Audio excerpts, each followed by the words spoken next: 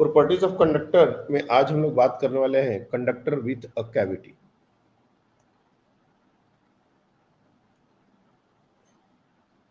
Conductor with a cavity.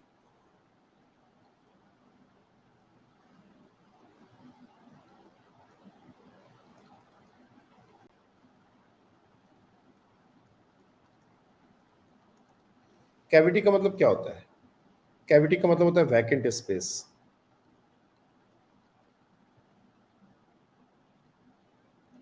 Vacant space, इसका मतलब वहां मटेरियल नहीं है। अभी तक हम लोग जो भी कंडक्टर के बारे में बात किए वो सब सॉलिड कंडक्टर थे। अब अंदर से उसका कुछ मटेरियल काट के बाहर निकाल दिया जाए तो जो बचा हुआ पार्ट है उसको बोलते हैं कंडक्टर विथ कैविटी। और एक नॉर्मल कंडक्टर किसी भी आर्बिट्ररी शेप का हो सकता है। हम लोग मोस्ट ऑफ द जो रिजल्ट्स है वो आर्बिट्ररी शेप पर ही बात करेंगे, फिर उसको रेगुलर शेप पर जनरलाइज करेंगे, क्योंकि एक्चुअल रिजल्ट इसी पर समझना सबसे इंटरेस्टिंग होता है। एकदम से स्फेरिकल बार बार बना के अगर मैं डिस्कस करूं तो वो पॉइंट्स नहीं समझ में आएंगे जो मैं समझाना चाहता हूं। इसलिए बार बार मैं कंडक्टर को इरेगुलर शेप का बनाऊंगा और तुमको जैसे जैसे बताऊंगा वैसे वैसे ही चीज़ों को समझना है। आई नो कि ये टॉपिक ऑलरेडी हो चुका है तुम लोग की क्लास में, बट ट्रस्ट मी ये कोई भी नहीं पढ़ा पाएगा उतने अच्छे से। बहुत कम लोगों को इतनी क्लैरिटी होती है इस टॉपिक पर, तो ध्यान से सुनते रहना। और इसके अंदर कैविटी भी हमने आर्बिट्ररी शेप की क्रिएट कर दी। ये कैविटी है। इसका मतलब क्या हुआ? इसका मतलब ये हुआ कि ये जो रीजन है, ये इस रीजन में मटेरियल है। Material is present in this reason.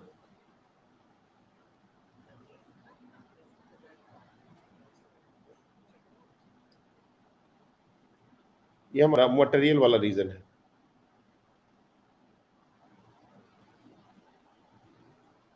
और ये जो खाली जगह दिख रही है ये कैविटी है। This is called cavity.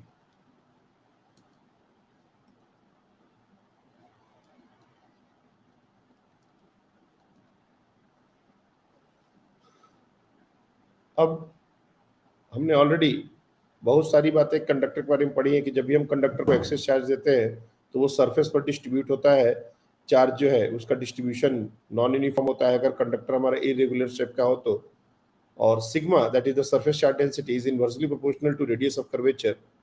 ये सारी बातें हमने पढ़ी हुई है, लेकिन वो कंडक्टर कैसा था और अब जो कंडक्टर हम लोग बात कर रहे हैं वो कैसा है, ये दोनों में फर्क हो गया। तो इसलिए कुछ चीजें सिमिलर होंगी, कुछ चीजें वेरी करेंगी। हमको ध्यान से हर बात को समझना रहेगा। Now what will happen if we give an excess charge? पहला पॉइंट। अब इस कंडक्टर को चार्ज देने के दो तरीके हैं। या तो हम कंडक्टर को चार्ज दे दें या फिर कैविटी के अंदर चार्ज को रख दें। ये दोनों अलग अलग बात है। कंडक्टर को चार्ज देना और कैविटी के अंदर कहीं चार्ज को रखना, ये दोनों अलग अलग बातें हैं। तो पहला स्टेटमेंट में क्या बोल रहा हूं कि if we give excess charge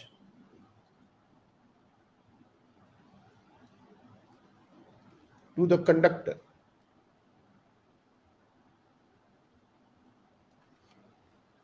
अगर हमने कंडक्टर को एक्सेस चार्ज दे दिया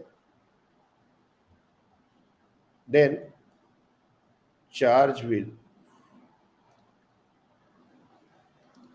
reside only at outer surface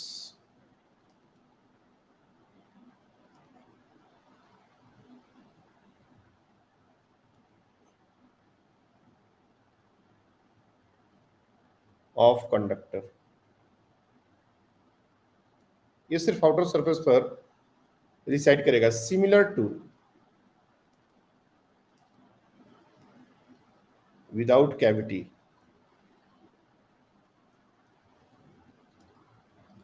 अब तुम लोग को याद होगा ये जो कंडक्टर के आउटर सरफेस पर चार्ज को जाने का जो रीजन होता है, वो रीजन दो दो रीजन हमने बताए थे। एक रीजन होता है जैसे मान लो ये एक कंडक्टर है और इसके अंदर ये हमारा एक कैविटी, और हमने अगर कंडक्टर को चार्ज दे दिया तो चार्ज सिर्फ और सिर्फ आउटर सरफेस पर रिसाइड करेगा।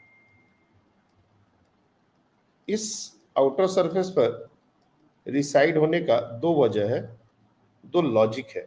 पहला लॉजिक कि म्यूचुअल रिपल्शन के कारण चार्ज दूर दूर जाना चाहते हैं, सरफेस से ज्यादा दूर वो जा नहीं पाएंगे क्योंकि उसके बाद उसको सरफेस को छोड़ के जाना पड़ेगा, तो वो केस नहीं होता। इसलिए वो भी होता है, बट कब होता है बताएंगे, डाइलेक्ट्रिक ब्रेकडाउन पड़े होगे। तो वो एक रीजन तो वो है। दूसरा, इसका जो डिस्ट्रीब्यूशन है वो इस तरीके का है कि इसके अंदर हर पॉइंट पर, चाहे वो कंडक्टर मटेरियल के अंदर हो या कैविटी के अंदर हो, इन दोनों जगह पर इलेक्ट्रिक फील्ड का वैल्यू जीरो होना चाहिए due to this outer surface charge distribution. अगर ये अंदर सॉलिड भी होता तो भी ये बात जस्टिफाइड होती, अगर ये हॉलो भी है तब भी ये बात जस्टिफाइड है। तो मतलब अगर कंडक्टर के अंदर कैविटी है और हमने चार्ज दे दिया तो ये डिस्ट्रीब्यूशन बिल्कुल वैसा ही होगा जैसा कि विदाउट कैविटी जो डिस्ट्रीब्यूशन होता था। फर्क ही नहीं पड़ेगा कि कैविटी है या नहीं है। लेकिन अगर हमने कैविटी के अंदर चार्ज को रख दिया, दूसरा point,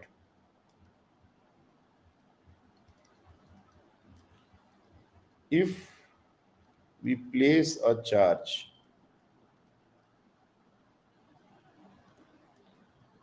within the cavity,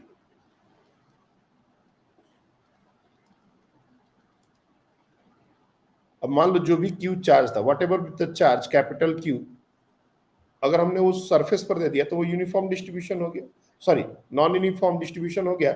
surface charge density sigma इस केस में inversely proportional to radius of curvature. ये वैलिड है, ये वैलिड है। सिमिलर टू विदाउट कैविटी लिखने के बहुत सारे मतलब है, मतलब ये जितनी भी बातें हमने बताई थी पहले वाले केस की वो सब एप्लीकेबल हो जाएंगी। लेकिन अब हम कैविटी के अंदर चार्ज को डाल रहे हैं। कैविटी के अंदर चार्ज को डालने का मतलब ये जो खाली जगह है अंदर में, इसके अंदर कहीं एक पॉइंट चार्ज रख दिया तो क्या होगा। तो देखो, मैं एक वापस से डायग्राम बनाने में बिल्कुल भी तुम लोग हिचकना मत, ये डायग्राम का ही गेम है। ये हमारा कंडक्टर है और इसके अंदर हमने एक चार्ज रख दिया यहाँ पर, क्योंकि हमने कैविटी को भी आर्बिट्ररी शेप का बनाया है, इसलिए सब कुछ आर्बिट्ररी है। जैसे ही हम इस चार्ज को, ये क्यू चार्ज को हम रखेंगे और मान के चलेंगे कि पॉजिटिव चार्ज है, होगा क्या कि तुरंत इसके आउटर वॉल पर, मतलब कैविटी के inner wall, rather outer wall बोलना गलत हो जाएगा, कैविटी का जो इनर वॉल है उस पर एक minus charge, minus Q charge आ जाएगा, माइनस क्यू कैविटी के इनर वॉल पर, और कंडक्टर के आउटर सरफेस पर प्लस क्यू चार्ज डिस्ट्रीब्यूट हो जाएगा। ध्यान से सुनते रहना, और जिनका माइक काम करे वो लोग क्रॉस क्वेश्चन भी रेडी रखना, क्योंकि आज का डिस्कशन तभी फ्रूटफुल होगा जब तुम लोग क्रॉस क्वेश्चन करोगे। तो जितना चार्ज हमने कैविटी के अंदर डाला था इफेक्टिवली वो कंडक्टर के आउटर सरफेस पर आ गया है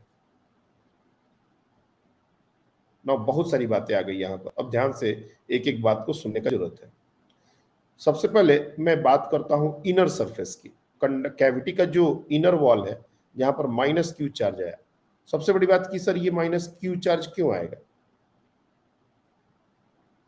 तो बहुत सिंपल सा रीजन है कि अगर तुम कोई भी एक गॉसियन सरफेस बनाते हो जो वेल इनसाइड द कंडक्टर है, ये हमारा एक गॉसियन सरफेस है।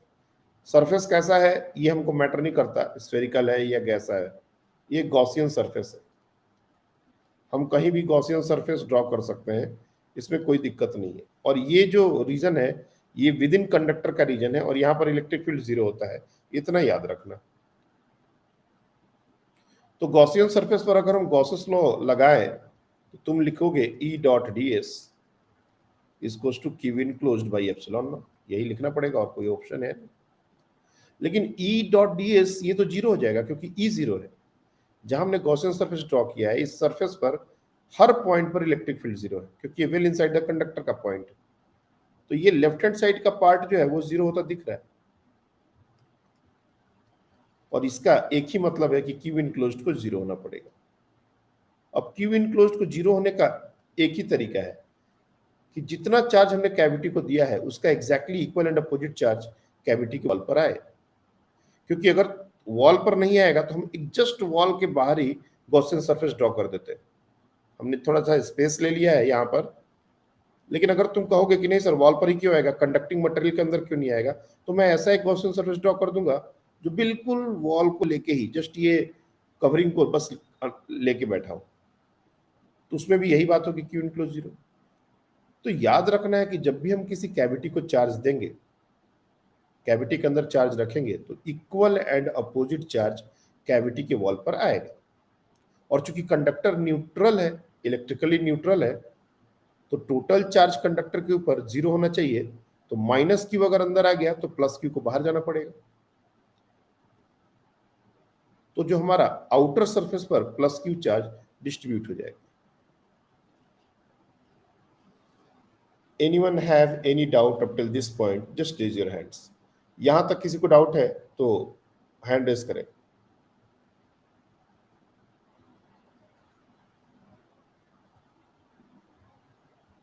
ओके, अब बात आती है कि सर डिस्ट्रीब्यूशन कैसा होगा।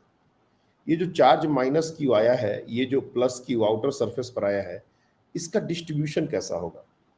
अगर मैं इस अंदर वाले चार्ज को डिस्टर्ब करूं तो कहां कहां डिस्ट्रीब्यूशन चेंज होगा, और बाहर वाले चार्ज का डिस्ट्रीब्यूशन कैसे चेंज होगा नहीं होगा।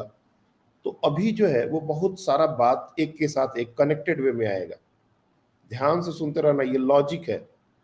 इसको तुम लिखने की कोशिश करोगे तो लिख नहीं पाओगे, वर्ड्स में बहुत ज्यादा हम एक्सप्लेन नहीं कर पाएंगे, मतलब लिखवा नहीं पाएंगे तुमको।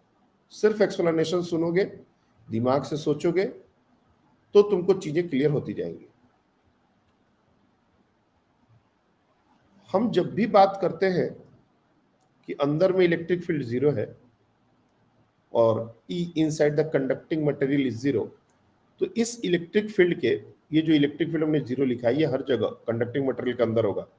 लेकिन अगर हमसे पूछा जाए कैविटी के अंदर, ये जो रीजन है कैविटी के अंदर वाला रीजन, क्या इधर भी इलेक्ट्रिक फील्ड जीरो है? नहीं, कैविटी के अंदर इलेक्ट्रिक फील्ड जीरो नहीं है।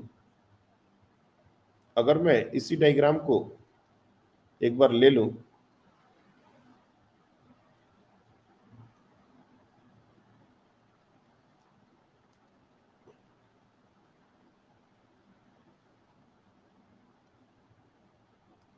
एक्चुअली कुछ और ही सिलेक्ट हो जा रहा है, ठीक है मैं और एक डायग्राम बना देता हूं। ये जो इलेक्ट्रिक फील्ड है, ध्यान से देखो, ये इलेक्ट्रिक फील्ड कंडक्टिंग मटेरियल के अंदर जीरो है, कैविटी के अंदर इलेक्ट्रिक फील्ड जीरो नहीं है। और इसके पहले जब हमने क्यू चार्ज दिया था कंडक्टर को, तो कैविटी के अंदर भी फील्ड जीरो था और मटेरियल के अंदर भी जीरो था। अभी अंदर में फील्ड जीरो नहीं है। यहां पर ये जो कैविटी है इसके अंदर फील्ड जीरो नहीं है, कंडक्टिंग मटेरियल के अंदर जीरो है। तो किसी भी पॉइंट पर इलेक्ट्रिक फील्ड किनके किनके कारण होता है, या पोटेंशियल किनके किनके कारण होता है, तो याद रखना जितना चार्ज डिस्ट्रीब्यूशन है सबके कारण हमको फील्ड या पोटेंशियल लिखना पड़ता है, और उसका सुपरपोजिशन हमारा नेट फील्ड होता है। ये जो हमने ई लिखा है जीरो, इसका ये मतलब नहीं है कि ये ई जो है वो आउटर चार्ज का कंट्रीब्यूशन है या इनर चार्ज का कंट्रीब्यूशन है, ये कैविटी के वॉल वाले चार्ज का कंट्रीब्यूशन है। तीन चार्ज डिस्ट्रीब्यूशन हम बार बार बोल रहे हैं, कौन कौन से। तो जैसे मान लो ई, इसमें तीन जो है कंपोनेंट है। एक है कैविटी के अंदर का चार्ज कैपिटल क्यू प्लस, और नहीं ये ऐसे नहीं, नोटेशंस भी अच्छे से नोट करो तुम लोग, नोटेशंस में फिर कंफ्यूज हो जाओगे। मैं E1 ई ड्यू टू, और या फिर इलेक्ट्रिक फील्ड के बदले मैं कैपिटल ई लिख देता हूं, इसे समझ में आ जाएगा, नहीं बहुत बड़ा हो जाएगा लिखना। E due to point charge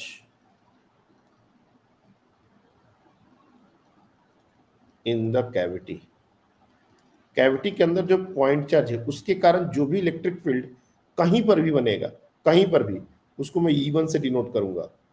vector चाहो तो वेक्टर कर सकते हो, मैं वेक्टर बाद में दिखाऊंगा, नोटेशंस पहले लिख दे रहा हूं। E2 E due to charge induced on the wall of cavity, और तीसरा E3 E due to charge on the outer surface of conductor. यही तीन डिस्ट्रीब्यूशन है, इसके अलावा कोई और डिस्ट्रीब्यूशन है नहीं। मतलब तुमको किसी भी पॉइंट पर अगर मैं फील्ड निकालने के लिए बोलूं तो तुमको ये इन तीनों के बारे में सोचना पड़ेगा। अब जैसे कंडक्टर के अंदर इलेक्ट्रिक फील्ड 0 होता है, मटेरियल के अंदर, तो मैं एक एक करके लिखता हूं। सबसे पहले E विद इन कैविटी,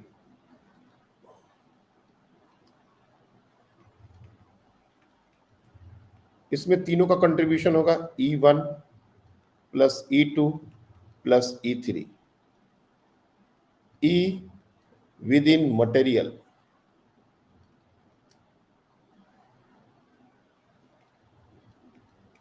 उसमें भी तीनों का कंट्रीब्यूशन होगा E1 plus E2 plus E3।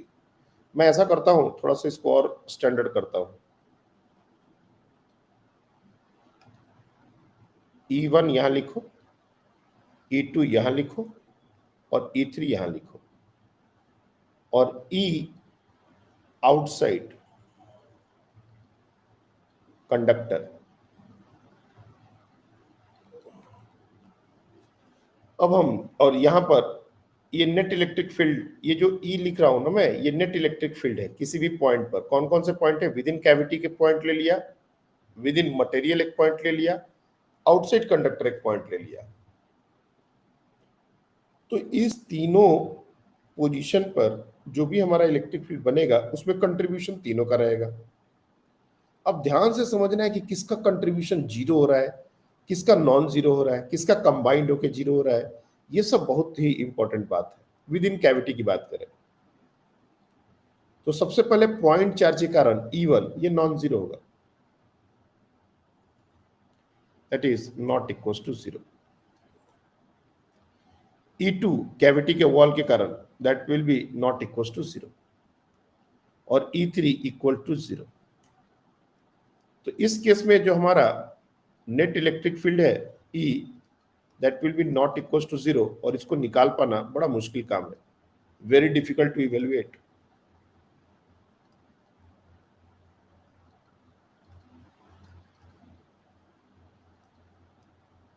हम लोग अपने लेवल पर इसको नहीं निकाल पाएंगे।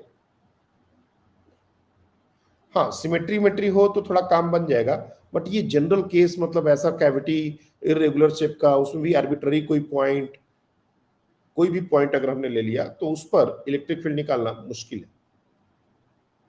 विद इन मटेरियल,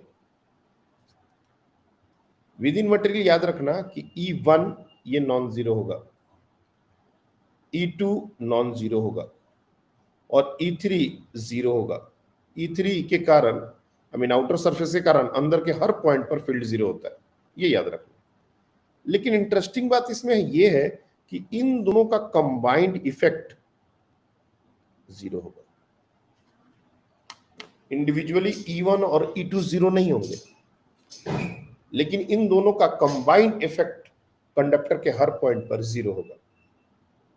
यानी कि ये जो कैविटी के वॉल पर जो चार्ज आ रहा है, ये देखो, ये चार्ज जो आ रहा है कैविटी के वॉल पर, अगर मैं किसी भी पॉइंट पर एक डायग्राम से इस बात को जस्टिफाई करता हूं। जैसे मान लो ये हमारा कंडक्टर है और ये हमारा कैविटी है, और यहां पर वो चार्ज है कैपिटल की, और माइनस चार्ज आ चुका है। जो बातें ऑलरेडी हो चुकी है मैं उसको बार बार नहीं लिखूंगा, गंदगी फैल जाएगी माइनस की। अगर तुमसे मैं पूछूं कि इस पॉइंट पर नेट फील्ड कितना है, तो 0 है, नो डाउट। लेकिन इस पॉइंट पर, ये पॉइंट P है, इस पॉइंट पर इस Q के कारण कितना फील्ड है, तो इस Q के कारण हमारा जो फील्ड होगा वो अवे की तरफ होगा, और वो KQ/R², या फिर यहां से यहां डिस्टेंस x ले लो, x। तो ये जो है ये E1 है, और E1 का वैल्यू KQ/x², इसमें कहीं कोई गड़बड़ नहीं, बिल्कुल सही है। But this is the contribution of E1। This is not the net field. अब तुमसे पूछा जाए कि E2 मतलब वो जो कैविटी के वॉल पर जो चार्ज है उसका कंट्रीब्यूशन कितना है, एग्जैक्टली अपोजिट। और मैग्नीट्यूड वाइज ये भी हमारा KQ/x² ही होगा, और E3 तो 0 ही होगा, इसमें कोई डाउट नहीं, मैंने लिख दिया है। तो ये दोनों एक दूसरे को नलीफाई कर रहे हैं। ये चार्ज डिस्ट्रीब्यूशन, ये जो माइनस चार्ज आया है, ये इसी तरीके से आया है कि इसका जो सेंटर है, अदर सेंटर ऑफ मास, उसी तरह से इसका सेंटर ऑफ चार्ज जो है वो इसी क्यू पर लाई कर जाए। और आउटसाइड पॉइंट पर कहीं पर भी, ये सिर्फ कंडक्टर के अंदर की बात नहीं कर रहा, ये तीसरा जो मैं लिख रहा हूं उसको भी ध्यान से देखो। तीसरा पॉइंट में लिख रहा हूं कि ई आउटसाइड कंडक्टर, ये नॉन जीरो, ये नॉन जीरो, ये नॉन जीरो, और इन दोनों का कंबाइंड इफेक्ट फिर से जीरो। तो मतलब ये पी पॉइंट हमारा कंडक्टर के अंदर है तभी ये जीरो हुआ, ऐसा बात नहीं है। अगर मैं यहां पर एक पॉइंट ले लेता, let's say that point is M, और इस पॉइंट पर मैं E1 और E2 को दिखाना चाहूं, तो E1 जो होगा वो कुछ ऐसा, और E2 एग्जैक्टली अपोजिट। और ये दोनों फिर से एक दूसरे को कैंसिल आउट करेंगे। और ये डिस्टेंस को अगर मैं R से डिनोट करूं, तो E1 हमारा सिंपली पॉइंट चार्ज के कारण KQ/r² होता है, तो E2 भी एग्जैक्टली मैग्नीट्यूड वाइज वही हो जाएगा। हाँ, E3 नॉन जीरो होगा, याद रखना, E3 नॉन जीरो है। और E3 का इलेक्ट्रिक फील्ड कितना होगा, क्योंकि आउटर सरफेस पर चार्ज डिस्ट्रीब्यूशन आर्बिट्ररी शेप का है, इसलिए हम उसको निकाल नहीं पाएंगे जब तक वो रेगुलर शेप का नहीं हो। तो नेट फील्ड आउटसाइड पॉइंट पर विल बी नॉन जीरो, और इसको भी निकाल पाना मुश्किल है, वेरी डिफिकल्ट टू इवेल्युएट।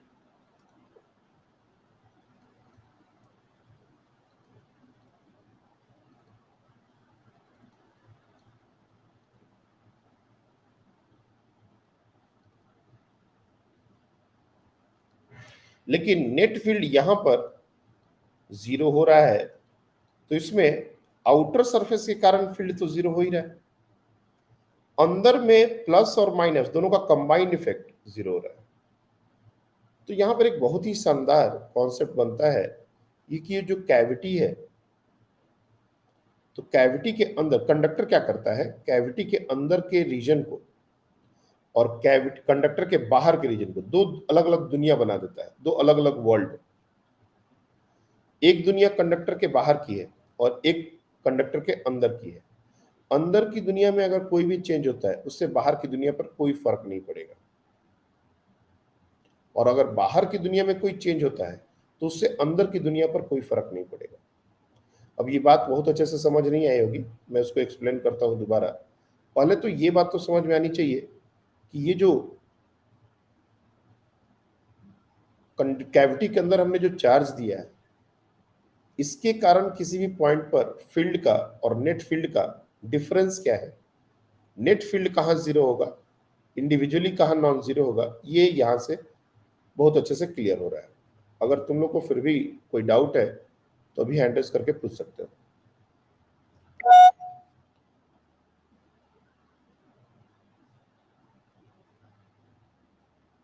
हाँ पार्थ बोलो।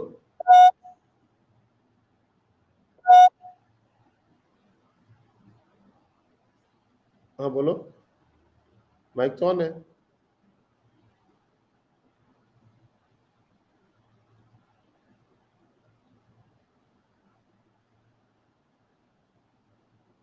ये माइक ठीक नहीं किए थे क्या? तुम्हारा माइक तो दिख रहा है अपने को।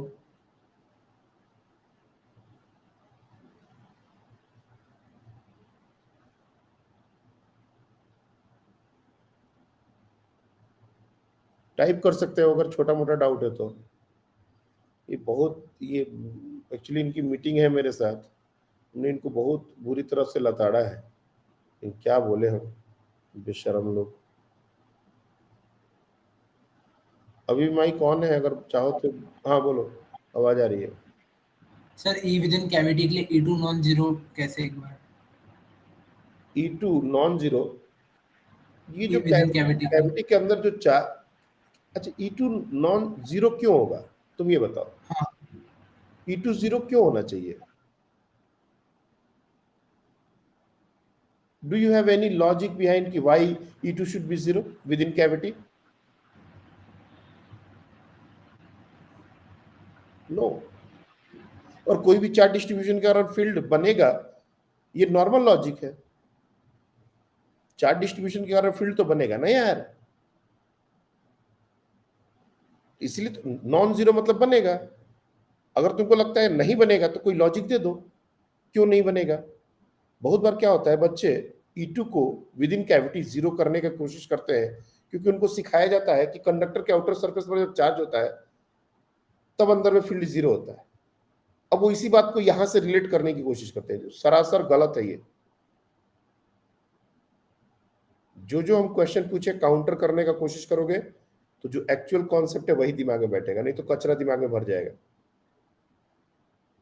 के लिए पार्थ बात करते हैं, जैसे ई विद इन पार्थ द का मटेरियल के क्वेश्चन लिए। है पार्थ का क्वेश्चन है कि कैविटी के अंदर वॉल वाले चार्ज के कारण फील्ड जीरो क्यों होगा, नॉन जीरो क्यों होगा। मेरा क्वेश्चन, काउंटर क्वेश्चन ये है कि अगर जीरो होगा उसके कारण, तो मेरे को एक रीजन बता दो क्यों जीरो होगा। सर जब विद इन मटेरियल की बात करते तब जो बाहर के चार्जेस रहते उनकी वजह से नेट ई जो रहता E3 वो जीरो हो जाता ना, तो फिर इस वजह आउट से फिर। देखो, जब हम कंडक्टर के मटेरियल के भीतर की बात करते हैं तो net field due to all charge distribution, it's not about just outer charge distribution. हमने यहाँ लिखा है आउटर के कारण यहाँ पर फील्ड जीरो हो रहा है इंडिविजुअली, और ये जरूरी नहीं है किसी के कारण जीरो। अभी हम केस डालेंगे, ये भी नॉन जीरो हो जाएगा।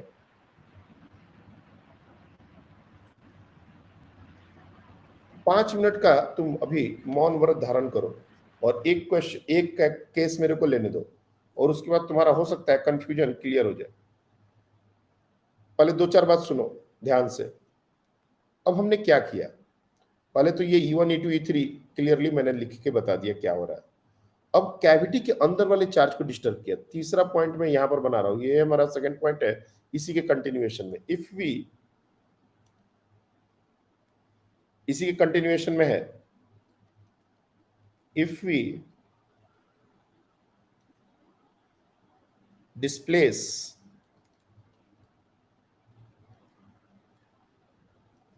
the charge within cavity, cavity के अंदर हमने चार्ज को, ये जो प्लस क्यू चार्ज हमने पॉइंट चार्ज रखा था, इसको यहां से थोड़ा दूर कर दिया, थोड़ा दूसरी जगह कर दिया। कहां कहां चेंजेस होंगे, क्या क्या बात रॉन्ग हो जाएगा, क्या क्या कहां कहां चेंजेस होगा। सबसे पहले बात करते हैं चार्ज डिस्ट्रीब्यूशन में। ये जो चार्ज डिस्ट्रीब्यूशन हमने बनाया था, माइनस क्यू कैविटी के वॉल पर, plus Q outer cavity outer surface के वॉल पर, कहां कहां चेंजेस होंगे। तो याद रखना कि यहां पर जो चार्ज डिस्ट्रीब्यूशन है आउटर सरफेस पर, ये sigma inversely proportional to radius of curvature, ये अभी भी जस्टिफाई हो रहा है। Sigma inversely proportional to radius of curvature outer surface पर ये जस्टिफाई हो रहा है। और अगर तुम कैविटी के अंदर चार्ज को डिस्टर्ब करोगे, चार्ज को इधर उधर मूव करोगे, तो कैविटी के वॉल पर जो माइनस क्यू चार्ज डिस्ट्रीब्यूटेड है उसके डिस्ट्रीब्यूशन में चेंजेस आएंगे। बट कंडक्टर के आउटर वॉल पर जो चार्ज डिस्ट्रीब्यूशन है उस पर कोई फर्क नहीं आएगा। There will no disturbance, there will be no change. Then charge distribution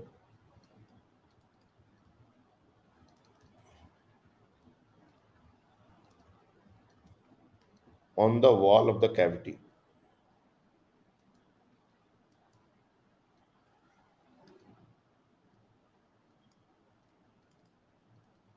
will change, but charge distribution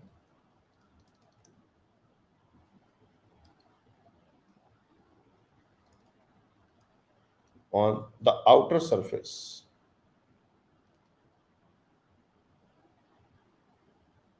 will remain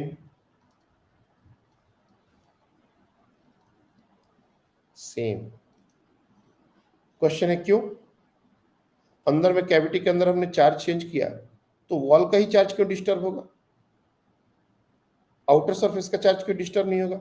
outer surface का चार्ज के कारण अंदर में हर जगह फील्ड जीरो है, ऐसा डिस्ट्रीब्यूशन आउटर सरफेस पर हुआ पड़ा है।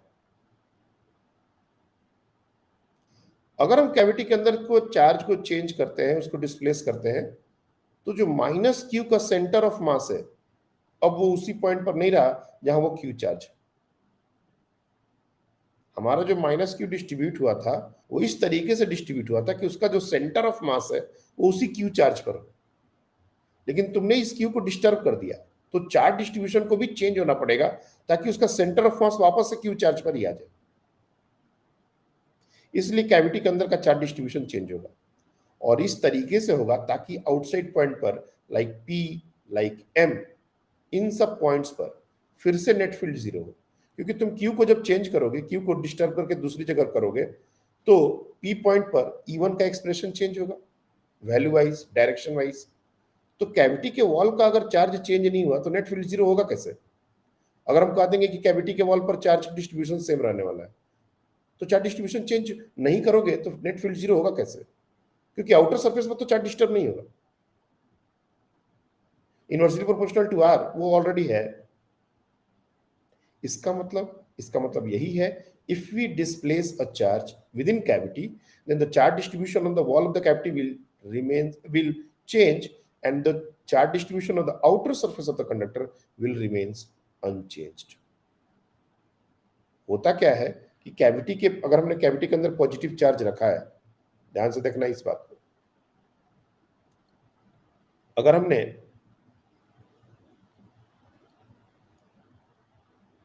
कैविटी के अंदर कहीं क्यू चार्ज को रखा है, तो ये क्यू चार्ज से जो लाइंस निकल रही हैं वो कैविटी के वॉल पर आके टर्मिनेट कर जाती हैं। अगेन परपेंडिकुलर, कंडक्टर पर लाइंस हमेशा परपेंडिकुलर टर्मिनेट होती है, इक्विपोटेंशियल वाली बात को भूलना नहीं है, इस तरह से टर्मिनेट हो जाती है।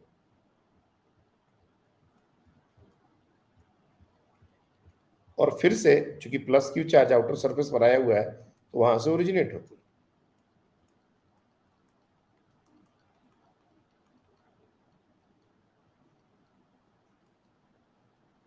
और वो भी परपेंडिकुलर, इसमें बताने की जरूरत नहीं है, ये सब बातें बहुत पहले हो चुकी है।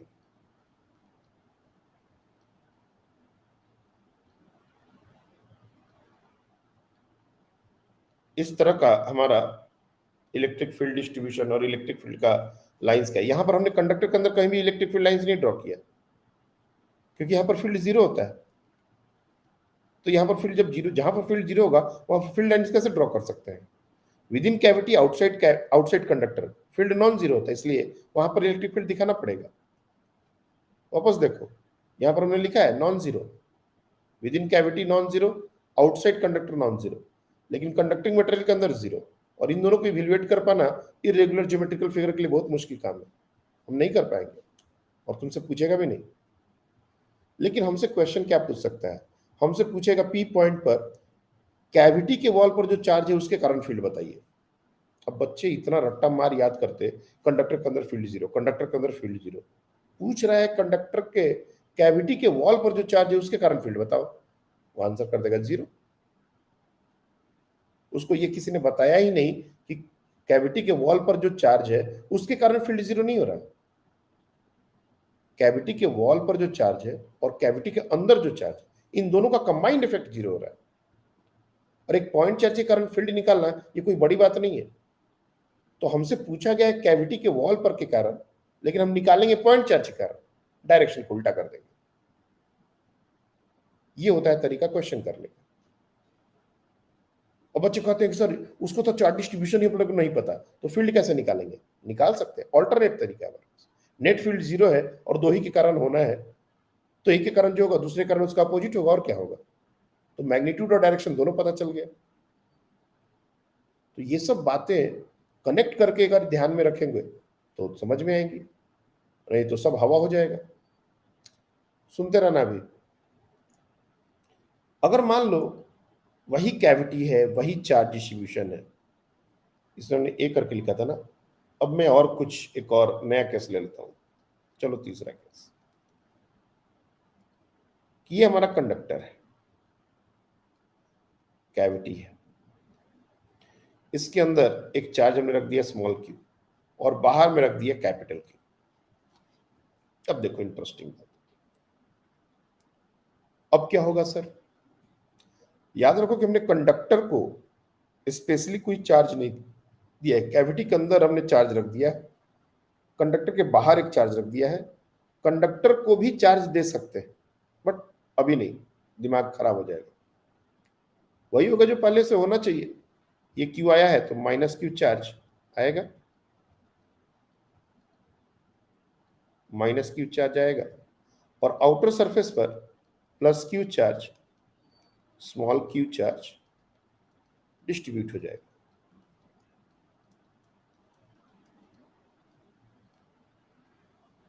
ध्यान से सुनते रहना।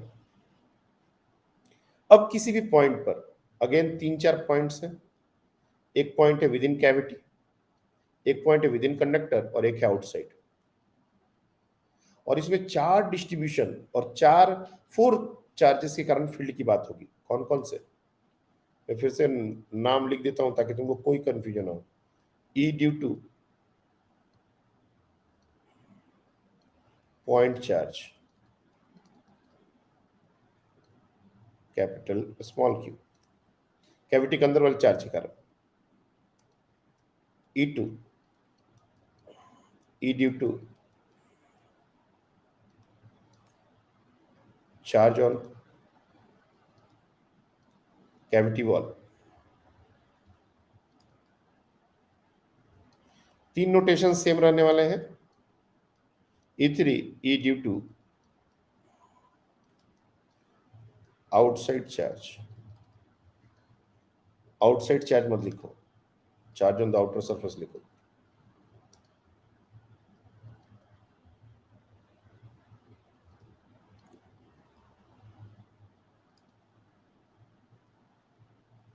और E4 यहां पर एक चौथा टर्म बन रहा है, क्यों? ये पॉइंट चार्ज भी तो आ गया बाहर में।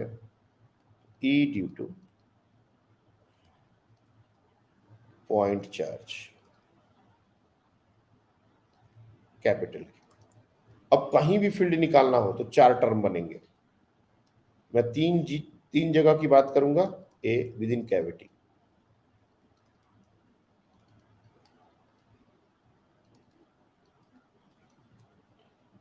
दूसरा विद इन मटेरियल,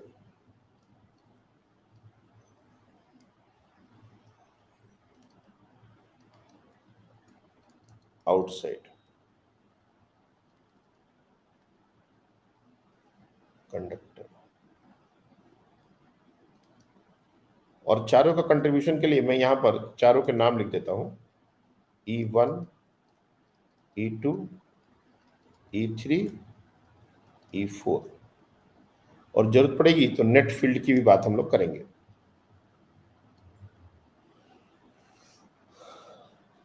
अब with in cavity E1 non zero होगा, इसमें कहीं कोई दो राय नहीं है। E2 नॉन जीरो होगा, कहीं कोई दो राय नहीं है। अब देखो E3 जो पहले हमने जीरो लिखा था, अब वो जीरो नहीं होगा। E4 ये भी नॉन जीरो, लेकिन इन दोनों का कंबाइंड इफेक्ट जीरो हो जाएगा।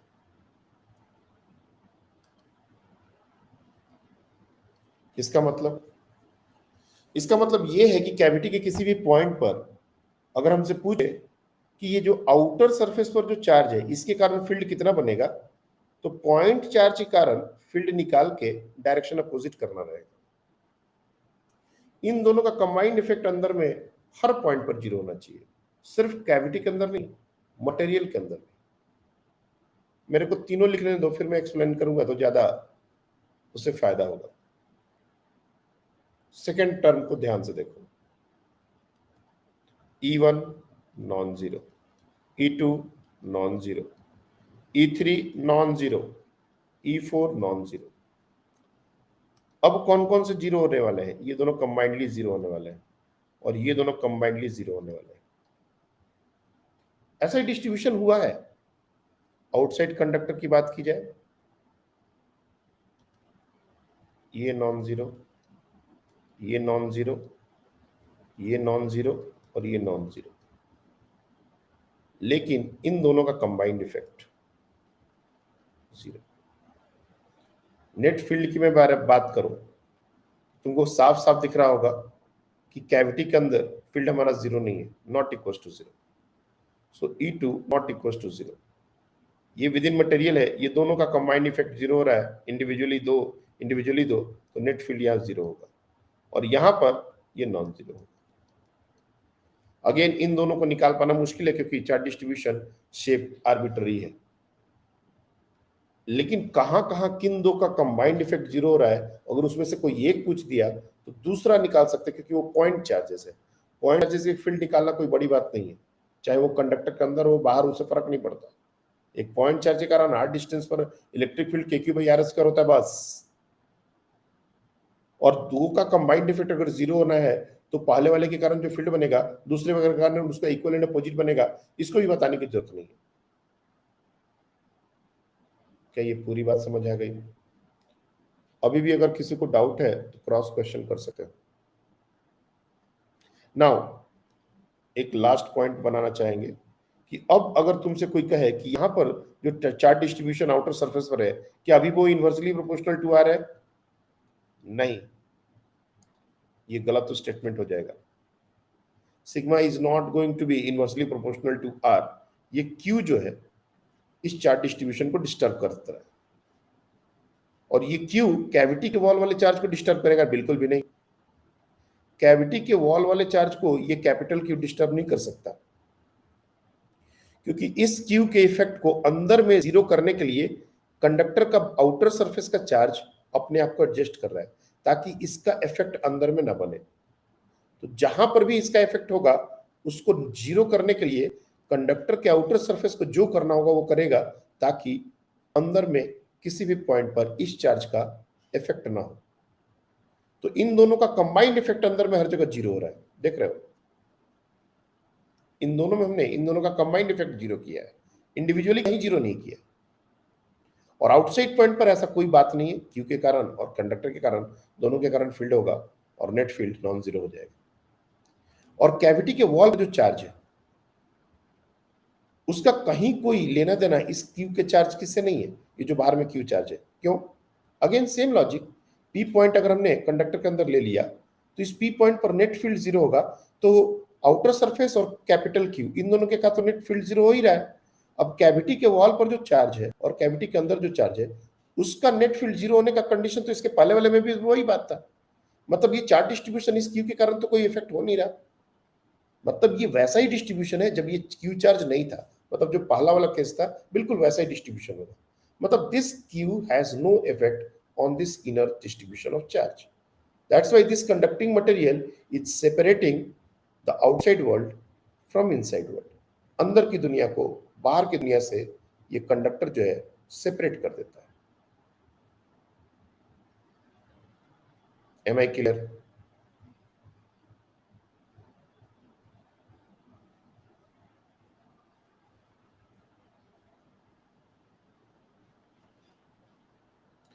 किसी को कोई डाउट है तो पूछ सकते हो।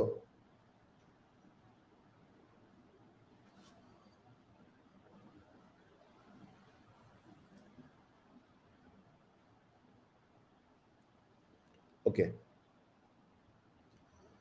तो इलेक्ट्रिक फील्ड पर हमने बहुत सारी बातें कर ली और पोटेंशियल पर ही बातें करनी है। लेकिन पोटेंशियल क्या है?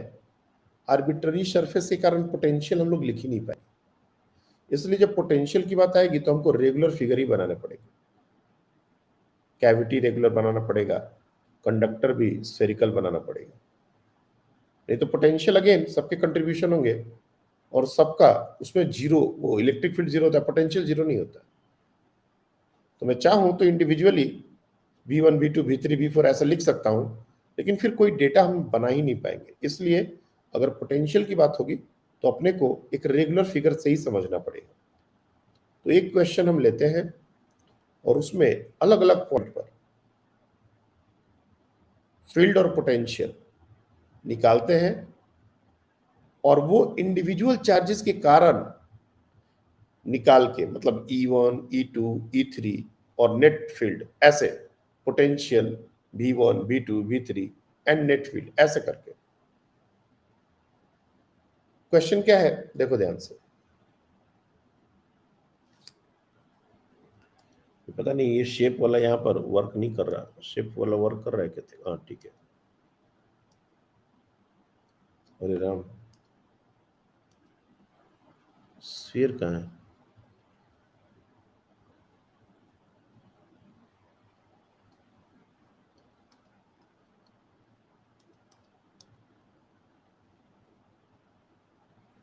तो स्फीयर है ही नहीं इसमें। चलिए ठीक है, मैं स्फीयर खुद ही बना देता हूँ।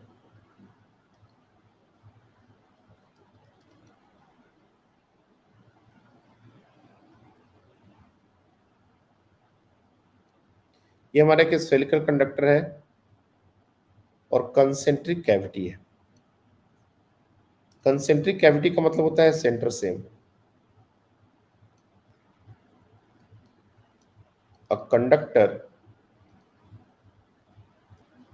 having concentric cavity,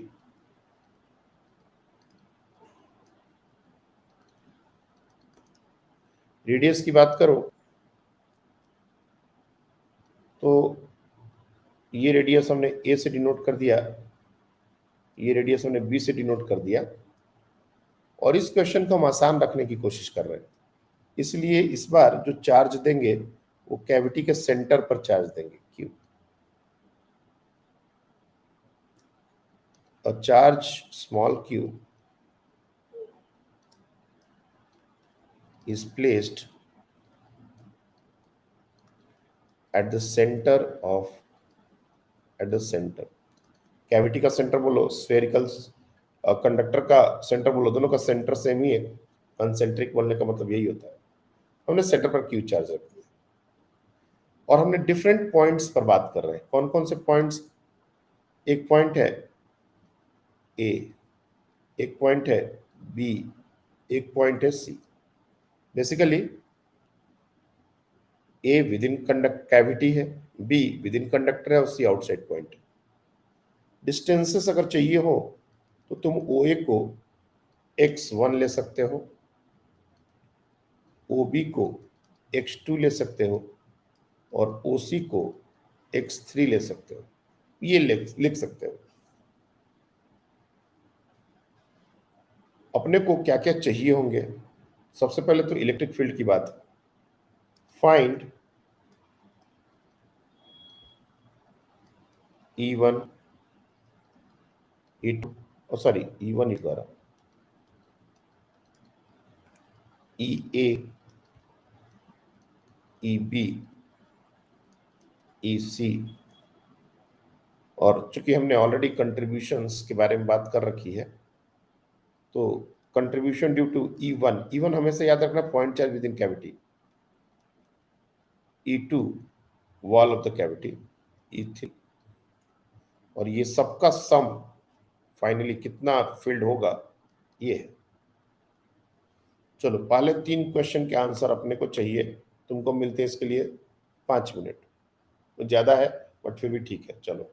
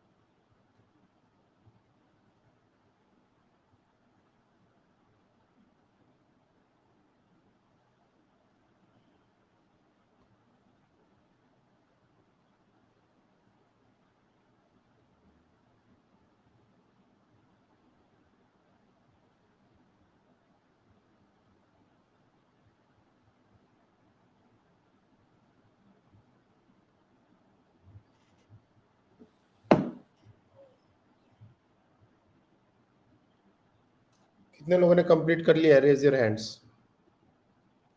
और मैं चाहता हूं इंडिविजुअल कंट्रीब्यूशन के साथ नेट फील्ड लिख के मस्ती नहीं मारना, इंडिविजुअल कंट्रीब्यूशन चाहिए और देन टोटल फील्ड भी चाहिए।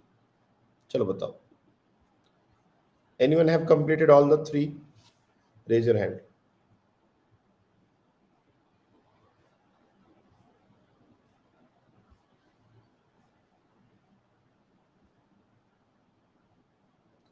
अब मुझे यकीन हो गया कि तुमको कैसा पढ़ाया गया है आकाश में। सीरियसली कुछ नहीं पढ़ाया। एक बच्चा भी अगर इस क्वेश्चन को कर पाता तो मुझे लगता है कि कुछ तो पढ़ाया गया है। लेकिन इस क्लास में एक इंजीनियरिंग की भी बच्ची बैठी है और अभी तक आंसर नहीं आया, इसका मतलब सीरियसली उन्होंने कुछ भी नहीं पढ़ा है। जो एक्चुअल पार्ट है इलेक्ट्रोस्टैट का वो पूरा मिसिंग है। चलो टाइम वेस्ट नहीं करते, अपन डायरेक्ट देखते हैं। अभी पुराने डिस्कशन को ही तुम ध्यान से देखोगे तो ये क्वेश्चन बन जाएगा, कोई बड़ी बात नहीं है। सबसे पहले बात करेंगे चार्ज डिस्ट्रीब्यूशन पर। तो चूंकि कंडक्टर के अंदर कैविटी में हमने क्यू चार्ज रखा है तो आउटर वॉल पर माइनस क्यू चार्ज तो आएगा ही।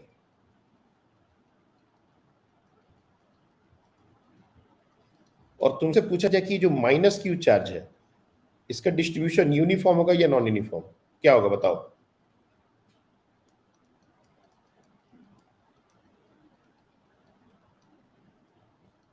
और आउटर सरफेस पर ये क्यू चार्ज गया, दोनों चार्ज के डिस्ट्रीब्यूशन के बारे में कमेंट करना है।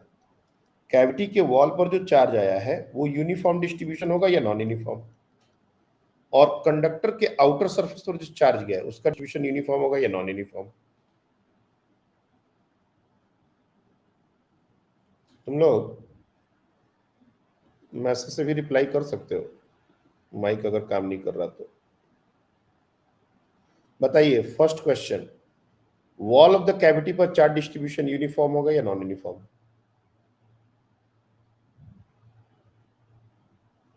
ओके, इनर पर यूनिफॉर्म, हृदय Vraj uniform, good. Inner uniform, good. अच्छा कोई रीजन बता सकते हो क्यों? वाई इनर वॉल पर यूनिफॉर्म चार्ज डिस्ट्रीब्यूशन क्यों हुआ? क्योंकि अभी तक हमने कभी भी इनर वॉल पर यूनिफॉर्म चार्ज डिस्ट्रीब्यूशन होगा ऐसा बोला तक नहीं। क्यों लग रहा है कि ये इनर वॉल पर यूनिफॉर्म डिस्ट्रीब्यूशन होना चाहिए?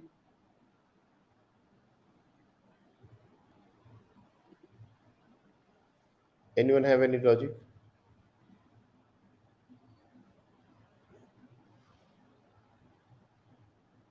ओके, कैविटी के फील्ड के बाहर फील्ड जीरो करनी है। देखो बार बार हम जब डिस्कशन के दौरान बकबक कर रहे थे तो एक बात पर हम बहुत ज्यादा बार बार फोकस कर रहे थे, वो है सेंटर ऑफ मास और सेंटर ऑफ चार्ज। ये जो कैविटी के वॉल का जो चार्ज है इसका सेंटर ऑफ मास या सेंटर ऑफ चार्ज कहो, वो उस क्यू चार्ज पर ही आना चाहिए। और वो क्यू चार्ज अगर सेंटर पर ही हो गया तो हमको पता है कि यूनिफॉर्म मास डिस्ट्रीब्यूशन रिंग का केस हो, स्फेयर का केस हो, तभी ऐसा होता है कि सेंटर ऑफ मास सेंटर पर होता है। सिमेट्री है और कुछ नहीं, तो सिमेट्री का फायदा मिल रहा है अपने को। ये क्यू पॉइंट चार्ज जो है वो कैविटी वॉल से इक्वी डिस्टेंट पर है, तो चार्ज डिस्ट्रीब्यूशन यूनिफॉर्म होना ही पड़ेगा। तो इस सिचुएशन में अंदर वाला डिस्ट्रीब्यूशन भी यूनिफॉर्म है और बाहर वाला डिस्ट्रीब्यूशन भी यूनिफॉर्म है। क्यों? अगेन बाहर वाले पर inversely proportional to radius of curvature वाली बात जस्टिफाइड है, और आउटर सरफेस का रेडियस ऑफ कर्वेचर हर पॉइंट पर सेम है, तो बाहर का भी चार्ज डिस्ट्रीब्यूशन यूनिफॉर्म। अब ए पॉइंट की मैं बात कर रहा हूं, तो ए पॉइंट पर E1 कितना होगा? तो O से A की डिस्टेंस को अगर हमने x1 से डिनोट किया है तो नो डाउट यहां पर हम k small Q by x1 square ये लिखने में बिल्कुल भी देर नहीं करेंगे। लेकिन व्हाट अबाउट E2? E2 क्या होगा? क्या अभी भी हम E2 के कारण फील्ड नहीं लिख सकते या लिख सकते? मैंने कहा था कि E2 के कारण फील्ड अंदर में हम नहीं लिख सकते, चार्ज डिस्ट्रीब्यूशन अपने को पता नहीं है आर्बिट्ररी शेप वाले कंडक्टर में। लेकिन यहाँ तो यूनिफॉर्म चार्ज डिस्ट्रीब्यूशन हो गया, स्फेरिकल बात हो गई। तो एक तरीके से ये स्फेरिकल शेल की तरह हो गया, और शेल पर हम कोई भी चार्ज देंगे तो अंदर में फील्ड जीरो होता है, ये बात बताने की जरूरत नहीं है। इंडिविजुअली E2 जीरो होगा और E3 तो जीरो होगा ही, इसमें कोई डाउट ही नहीं।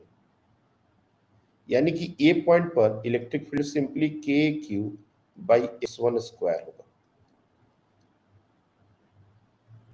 Ask your doubts.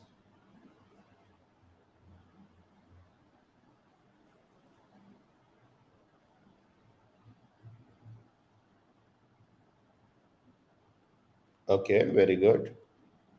Second, B point with cavity within conductor है ये पॉइंट, तो बी पॉइंट पर फील्ड कितना होगा? E1 इंडिविजुअली जीरो नहीं होगा, KQ/X2 स्क्वायर। पॉइंट चार्ज से वो X2 डिस्टेंस पर है। अब E2, क्या हम E2 अभी भी नहीं लिख सकते? लिख सकते हैं, क्योंकि यहां पर E3 तो जीरो ही होगा, ये तो सोचने की बात ही नहीं है। और ये एग्जैक्टली उतने के बराबर नहीं हुआ, मतलब ये -KQ/X2 स्क्वायर अगर नहीं हुआ तो ये दोनों जीरो होंगे कैसे? तभी तो ये दोनों जीरो हो जाएंगे, नेट फील्ड हमारा हो जाएगा जीरो। ये इंडिविजुअल कंट्रीब्यूशन समझ में आना चाहिए पूरे रीजन के साथ, पूरे लॉजिक। ऐसा नहीं कि सर ने बोला था इसलिए। अब बात आती है आउटसाइड पॉइंट पर। तो आउटसाइड पॉइंट पर, सी पॉइंट पर हमारा जो इलेक्ट्रिक फील्ड होगा पॉइंट चार्ज के कारण, वो KQ/X3 स्क्वायर, इसके कारण -KQ/X3 स्क्वायर। और अब क्या हम E3 जीरो कर सकते हैं? बिल्कुल भी नहीं कर सकते जीरो, ये आउटसाइड पॉइंट है। लेकिन क्या हम E3 लिख सकते हैं? Can't be determined. लेकिन अब हम कर सकते हैं, यस कर सकते हैं। चार्ज डिस्ट्रीब्यूशन यूनिफॉर्म है, एक शेल की तरह बिहेव करेगा, और शेल के आउटसाइड पॉइंट पर इलेक्ट्रिक फील्ड निकालना हो तो पूरा का पूरा चार्ज सेंटर पर कॉन्सेंट्रेटेड है, ऐसा बिहेव करता है, तो ये हो जाएगा KQ/X3 स्क्वायर। तो सेंटर से उस सी पॉइंट का डिस्टेंस X3 हमने लिया है, तो नेट फील्ड, ये दोनों तो कैंसिल आउट हो गए, नेट फील्ड हमारा हो जाएगा KQ/X3 का स्क्वायर। यहाँ पर Q गलत लिखा है, कैपिटल की जगह स्मॉल करो।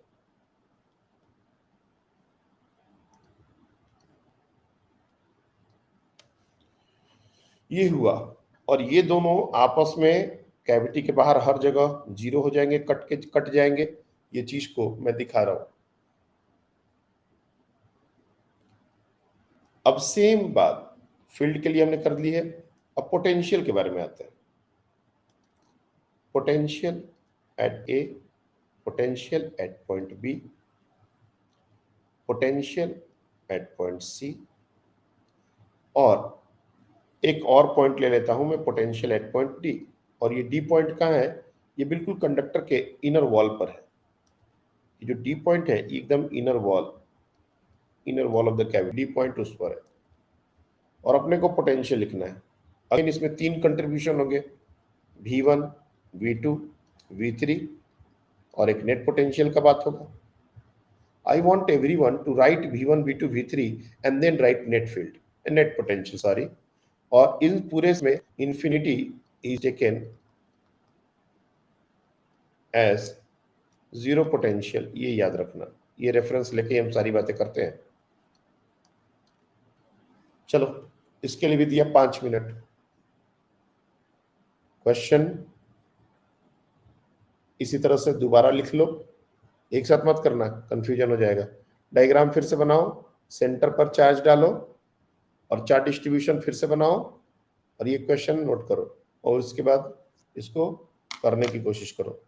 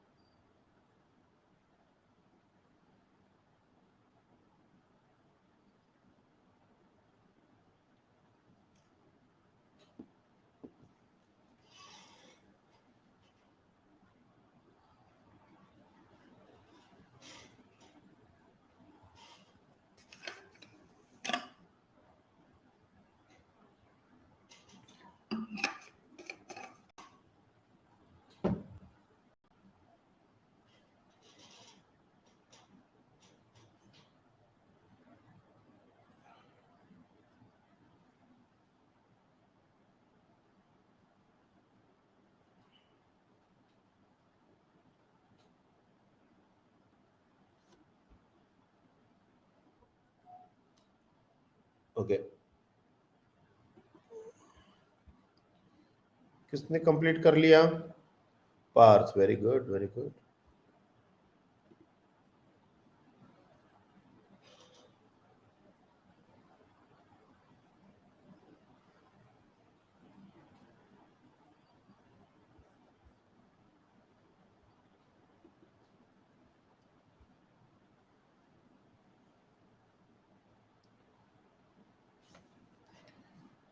चलिए मैं करता हूं, अपन इसको कंप्लीट करते हैं। B A potential at point A, again तीन डिस्ट्रीब्यूशन है और तीनों के कारण अपने को पोटेंशियल लिखना पड़ेगा। तो जैसे मैंने बताया, ए पॉइंट पर पोटेंशियल V1 क्या होगा, तो ये तो सिंपली के क्यू बाई x1, एक पॉइंट चार्ज के कारण r डिस्टेंस पर पोटेंशियल के क्यू बाई x1 होता है, इसमें कोई बात नहीं है। और V2 कैविटी के वॉल पर जो चार्ज है उसके कारण क्या होगा, तो कैविटी के वॉल पर चार्ज क्या है, यूनिफॉर्म डिस्ट्रीब्यूशन है, एक शेल की तरह बिहेव करेगा। शेल की तरह जब बिहेवियर होगा तो पोटेंशियल इनसाइड पॉइंट पर कांस्टेंट होता है, और वो कितना होता है, के क्यू बाई आर, आर यहाँ पर ए है, radius of the cavity wall is a, तो के क्यू बाई आर, के क्यू बाई ए, और चार्ज माइनस क्यू है तो माइनस क्यू। और आउटर सरफेस पर जो चार्ज है उसके कारण with in every point inside, क्योंकि वो भी एक शेल की तरह बिहेव करेगा, तो उसके कारण पोटेंशियल क्या हो जाएगा, के क्यू बाई बी। अब इन तीनों को ऐड कर देंगे तो ये हो जाएगा नेट पोटेंशियल, क्योंकि इसमें डायरेक्शन का तो बात है नहीं, अलजेब्रिक सम करना है, तो ये हमारा हो जाएगा। और ये जीरो नहीं हो रहा है, ध्यान रखना, ये दिस इज नॉट जीरो। और अलग अलग पॉइंट पर x1 की जगह कोई और पॉइंट हो, ए पॉइंट को अगर हमने कैविटी के अंदर चेंज कर दिया तो पोटेंशियल चेंज हो जाएगा।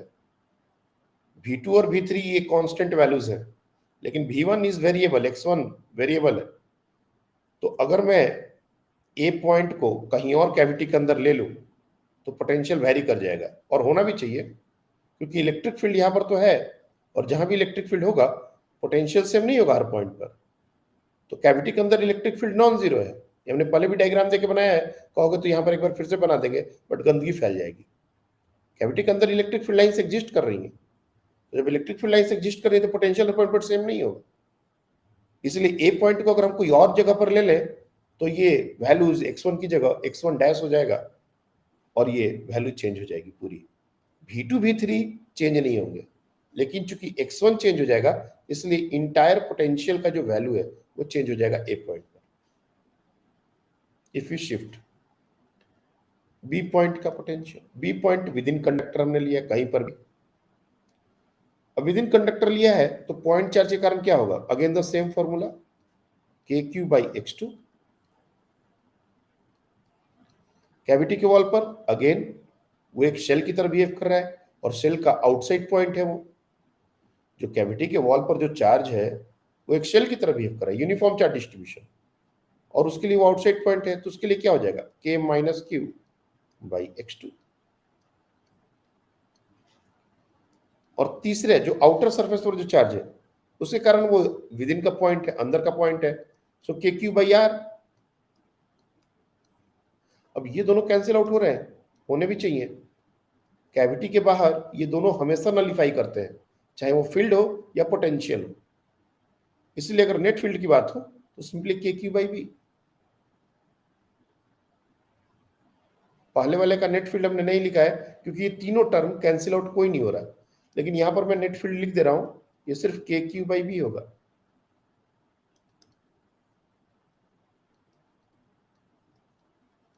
और कुछ नहीं, ये दोनों कैंसिल आउट हो रहे हैं। इंडिविजुअल जीरो मत कर देना, मैं इंडिविजुअली पॉइंट वाइज इसलिए लिख रहा हूं। नाउ सी पॉइंट पर मैं डाउट लूंगा चारों लिखने के बाद। सी पॉइंट आउटसाइड का पॉइंट है, अगेन अब चीजें आसान हो जाएंगी, के क्यू बाई x3 प्लस के माइनस क्यू बाई x3, क्योंकि पूरा का पूरा चार्ज सेंटर पर कॉन्सेंट्रेटेड है, शेल वाला जो थ्योरम है वो कैविटी के वॉल पर वो एप्लीकेबल हो रहा है, प्लस के क्यू बाई x3। ये आउटर सरफेस का जो चार्ज है उसके कारण दोनों ये फिर से जीरो हो रहे हैं, यानी कि आउटसाइड पॉइंट पर नेट पोटेंशियल के क्यू बाई x3। और डी पॉइंट ये थोड़ा सा और नीचे कर देता हूं, वीडी, इस पॉइंट पर पोटेंशियल क्या होगा? डी कौन सा पॉइंट है? देखो ये हमारा वॉल पर ही हमने पॉइंट ले लिया, डी जो है दैट इज द वॉल। अब बी और डी इनके बीच में कोई भी इलेक्ट्रिक फील्ड नहीं है, बी विद इन कंडक्टर का पॉइंट है, डी, सुन पा रहे हैं सब लोग?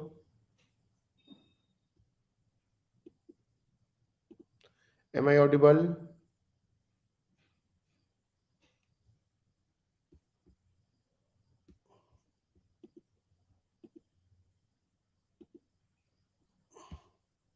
ओके, देखो लाइट चली गई है तो थोड़ा सा इशू अभी आएगा, so we don't have to worry about it.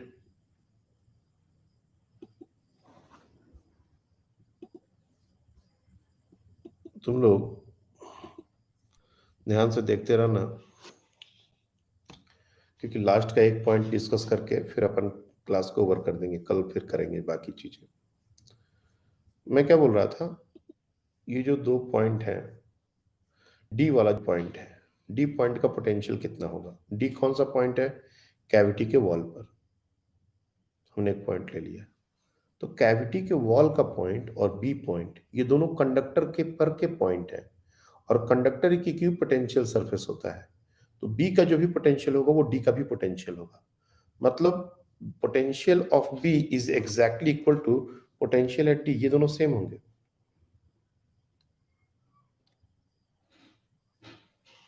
ये दोनों सेम होंगे। अगर तुम चाहते हो कि नहीं है सर हम इंडिविजुअल कंट्रीब्यूशन के टर्म्स में लिखेंगे, लिख दो। पॉइंट चार्ज के कारण कितना हो जाएगा? के क्यू बाई ए, कैविटी के वॉल पर जो चार्ज है उसके कारण कितना होगा?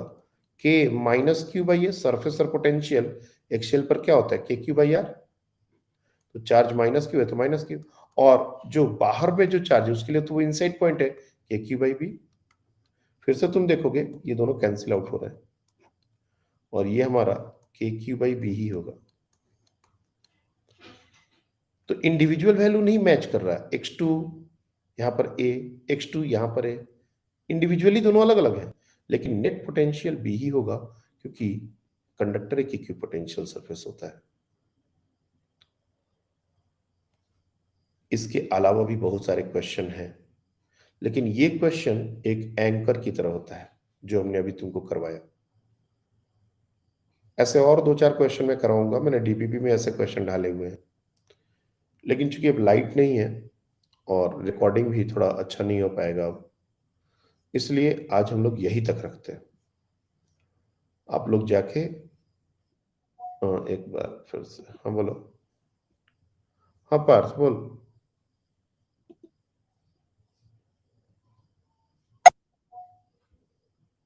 हाँ हाँ बोलो।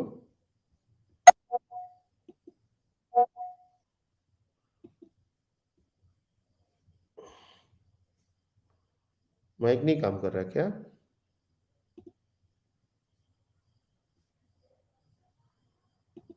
अभी ट्राई करो। हाँ बोलो। सर आवाज आ रही है? हाँ आ रही है अभी। सर अगर कंडक्टर का बोला कि कंडक्टर का पोटेंशियल बताओ, electric potential of a conductor, तो उसमें उसका सरफेस का गिनना पड़ता, मतलब कोई भी ऐसी जनरल जिसमें कि अगर बोला कि पोटेंशियल ऑफ अ हाँ, कंडक्टर। ऑब्वियस सी बात है, कैविटी का जो भी इफेक्ट है वो बाहर तो हो नहीं रहा।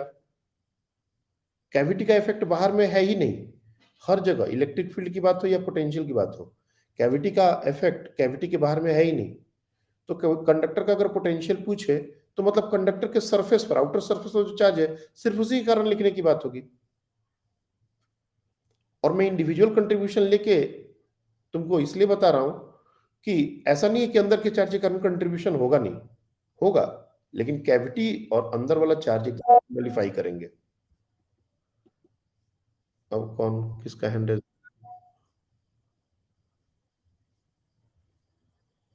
कौन हैंड रेस कर रहा है नहीं दिख रहा है मुझे। माइक अनम्यूट करो और बोल दो, नहीं तो चैट में लिख दो, क्योंकि दिख नहीं रहा बच्चे हैंड रेस किसने किया है। ओके, डोंट वरी ना, कल सुबह में तो क्लास है ही, एक बार जाके देखो तो सही इस पूरे टॉपिक को। कल अपन इस पे बात करेंगे। क्वेश्चन नोट कर लेना अगर जो भी दिमाग में अभी आ रहा हो, नहीं तो कल तक भूल जाओगे। तो अभी जो भी डाउट आए इस क्वेश्चन को मैं अपलोड कर देता हूँ, वीडियो अपलोड कर देता हूँ, और कल सुबह में 6 बजे ही क्लास है, ज़्यादा ऐसा नहीं है कि बहुत लंबा है। देखो जाके, और फिर अगर लगे तो कल मॉर्निंग में अपन क्वेश्चन से ही स्टार्ट करेंगे। अभी इससे ज़्यादा और कंटिन्यू करने का कोई पॉइंट है नहीं, क्योंकि मैं डाउट भी नहीं ले पा रहा, शक्ल भी नहीं दिख रही, तो दिक्कत है। So we are going to end this session right now, tomorrow 6 o'clock. Thank you.